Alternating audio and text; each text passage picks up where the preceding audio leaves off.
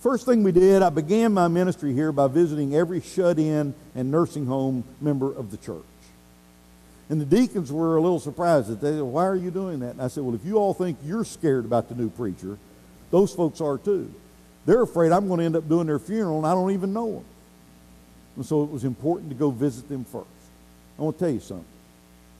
Of all the things I did in my first year, that one thing anchored my ministry more than anything else. I don't do that now.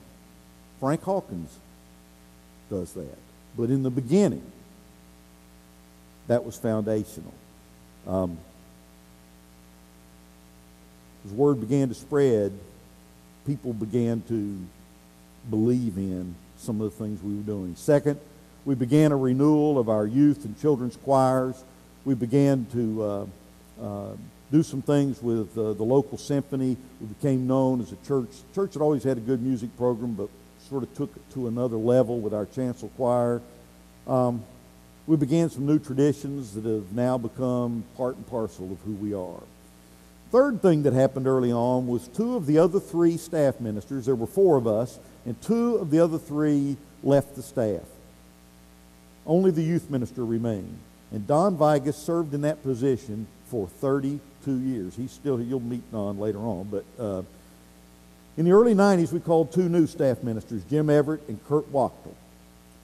They have been on staff for 20 and 18 years. The four of us became a real team. We have a collective 94 years together on this church staff. The four of us did. And over the last 10 years, we've added 6 other, either part-time or full-time, other ministers in other positions. But these new staff members truly changed our church in dramatic fashion. Quality people make leadership so much easier. And just as Jim and Kurt joined the staff, we asked the church to enter into a self-study, and we invited 100 people in the church to help us chart a new course for the 90s. And we looked at everything from our structure to ministry to mission to governance to the needs of the physical plant. Covered the waterfront. One woman who was asked to serve on that task force said it was the first time she had been asked to do anything in the church, and she had been a member for 21 years. Some thick ice was beginning to be broken. Still, changes didn't come easily, but after 5 years of laying the foundations, it was time to find out what we could do. And the first adventure we took was Don Vigas and I loaded up 36 folks in 3 15-passenger vans and drove 2 days south of the U.S.-Mexican border, south of Mexico City on a mission trip. We lived in the homes of the Mexicans. We were gone for 3 weeks, and it changed us. And we've been doing mission trips ever since. But it was a wild 3 weeks doing what we did. Then under Jim's leadership, missions became a top priority at First Baptist. In the last 2 years alone, like a lot of you, we've taken mission teams to Puerto Rico, Chile, Arkansas, West Virginia, other towns in North Carolina, and we've made 4 trips to Guatemala on medical missions and building houses. We do about 6 or 8 trips a year, going someplace else. And then another change we made was to accommodate our expanding music ministry. We renovated our Civil War era sanctuary that essentially had not been touched in over 120 years. It changed us and changed the way we worship. And I'm not talking about the contemporary worship. That came later. It just changed the way we functioned and worshiped. We also eliminated about half the committees in the church and created larger teams that meet each month.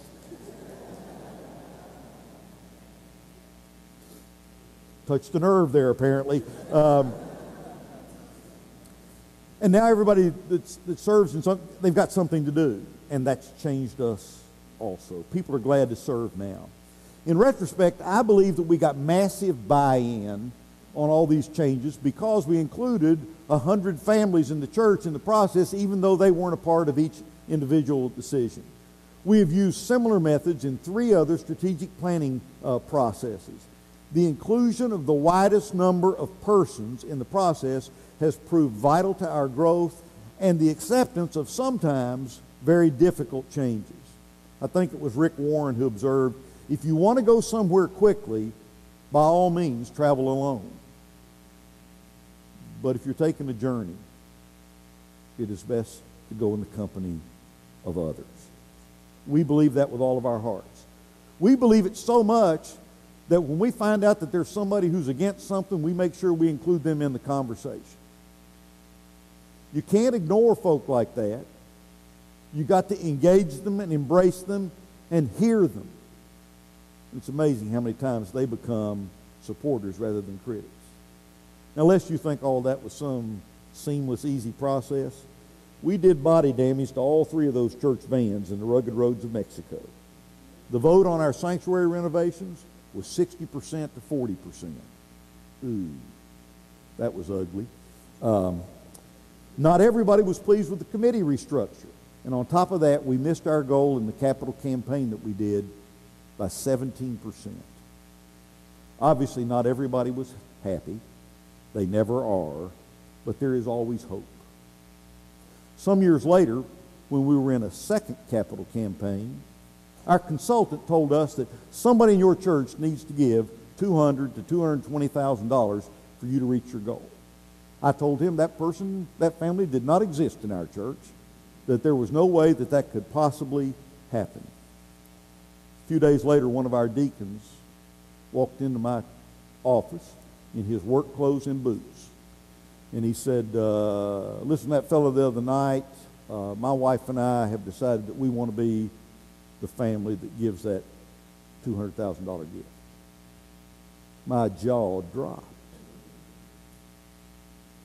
And I thanked him. Because you see, he and his wife had been pretty critical of most of the things that had taken place in the previous 10 years. And he said, do you know how much we pledged the last time? I said, no, I don't know what anybody pledged. He said, we pledged and gave $1 to our last capital campaign.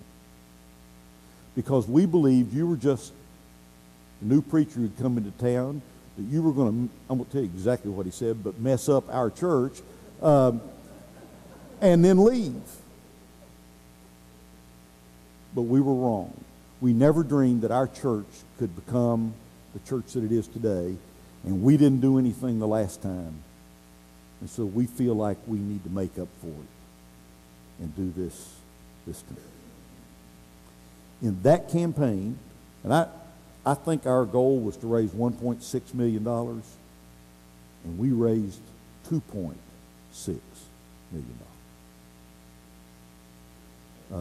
Timing. God's timing is everything.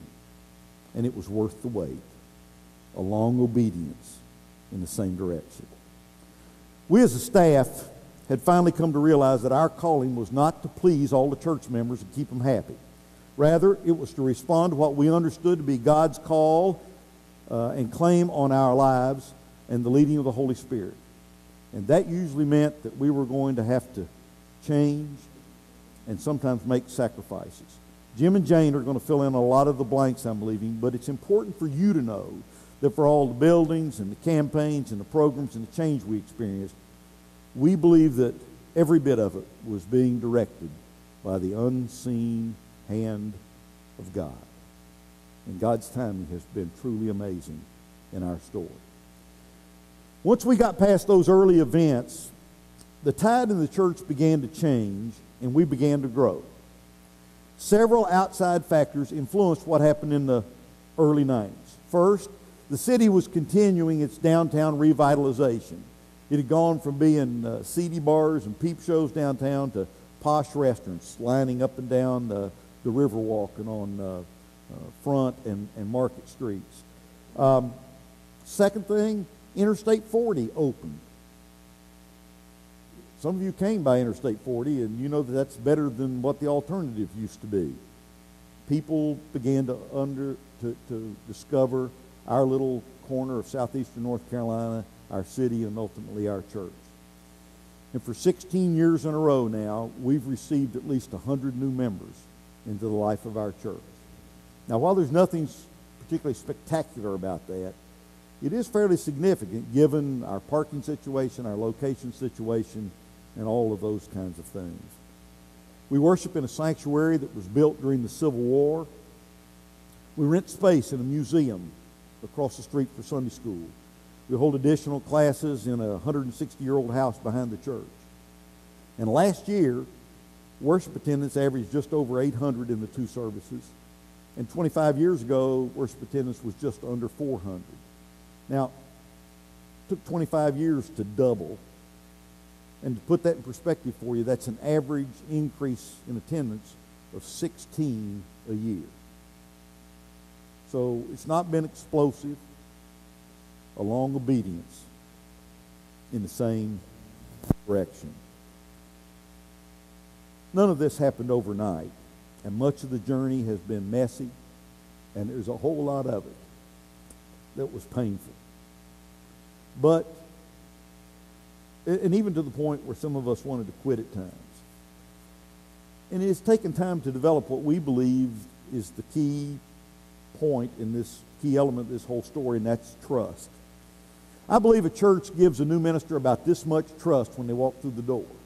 And the rest of it you have to earn over time. Never have I known a church with a higher level of trust than this congregation. So deep is that trust that we on staff believe the congregation will let us try almost anything at this point. And that's why we think of it and call it a sacred trust. And it's not just congregational trust either. We trust one another on staff. Should somebody become a part of our staff and not earn the trust of the rest of the team, they'll not be here all that long. And that's happened. Trust and timing are everything with regard to leadership and change. And this story will serve to illustrate that truth. 10 years ago, we invited George Bullard to come and lead our staff in a visioning retreat.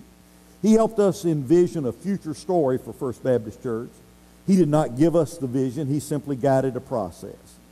And once we had given some shape to that vision, he asked us, okay, for this vision to become a reality, what has to change at First Baptist Church?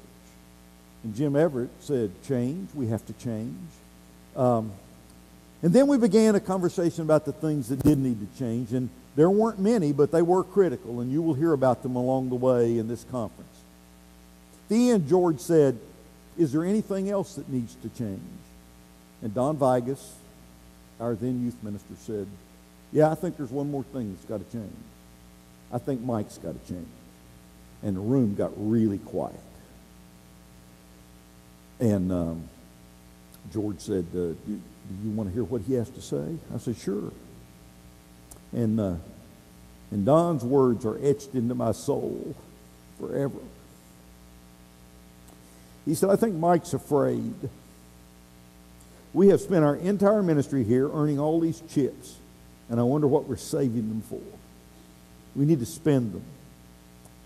I think God has given him a vision for where this church needs to go, but he's afraid to lead us. These people trust us. They trust you. It's time to spend the chips. And then it was really quiet. George finally asked me what I thought of Don's comments, and I told him I thought Don was right. And things have been different from that moment to this in our staff, in our church.